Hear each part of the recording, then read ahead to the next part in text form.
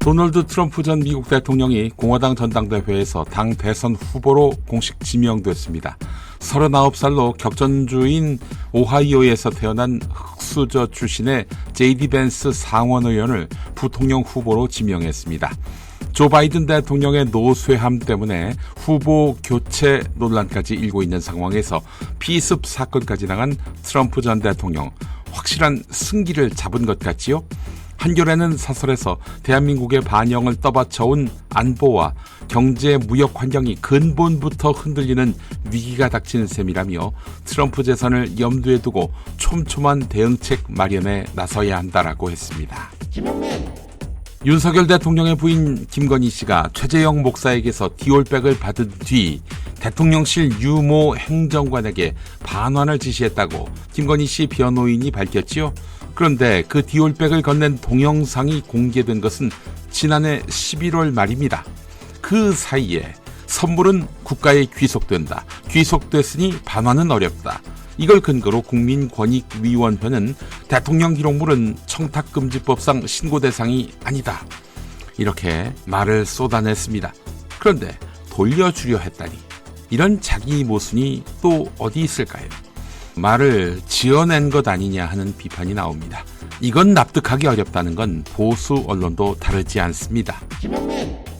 임성근 전 해병대 사단장을 구명하겠다고 말했던 이종호 씨, 김건희 주가 조작 사건의 공범이지요? 이 사람이 한 말 중에는 조모 치안감, 내가 별 2개를 달아줄 것 같아 또 있었습니다.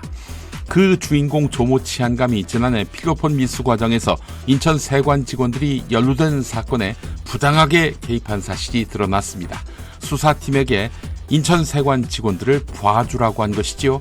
그러다가 징계위원회에 회부됐는데 무사했다고 합니다.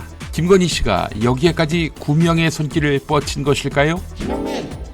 이틀 전 충남 천안에서 열린 국민의힘 7.23 전당대회 충청권 합동연설회에 참석한 일부 유튜버와 지지자 등이 몸싸움을 벌였습니다. 여기에 연루된 3명에 대해서 국민의힘은 전당대회 행사장 출입을 금지하고 이들을 업무방해 혐의로 고발했습니다. 이들은 정치인들을 쫓아다니며 유튜브로 현장을 생중계하고 특정 정치인을 공격하는 극렬 유튜버로 알려져 있는데 이들은 슈퍼챗과 후원금 때문에 이러는 것으로 보인다고 조선일보는 진단했습니다. 이런 가운데 국민의힘은 친한 대 반한 또는 친윤 대 반윤 두 편으로 갈려 쪼개질 조짐입니다. 청년들이 졸업 후 직장을 잡기까지 걸리는 시간이 11.5개월로 조사돼 역대 최장을 기록했습니다. 10명 중 1명은 취업까지 3년 이상이 걸리는 것으로 나타났는데요. 취업을 하는데 3년 이상 걸린 경우도 9.7%로 1년 전보다 1.3%포인트 늘었고 대학을 졸업하는 데 걸린 기간도 51.8개월로 전년 대비 0.5개월 늘며 역대 최장을 기록했습니다. 졸업을 유예하는 학생이 늘어난 것이죠. 취업문이 좁아져 사실상 취업을 포기한 경우도 늘어났습니다. 윤석열 정부는 상병수당의 조속한 도입을 공약으로 내걸고 국정과제에도 포함했습니다. 상병수당이 무엇이냐? 업무와 관련 없는 질병, 부상으로 일하지 못할 때 쉬면서 치료에 집중할 수 있도록 소득을 지원하는 제도가 바로 상병수당 제도입니다. 생소하시죠?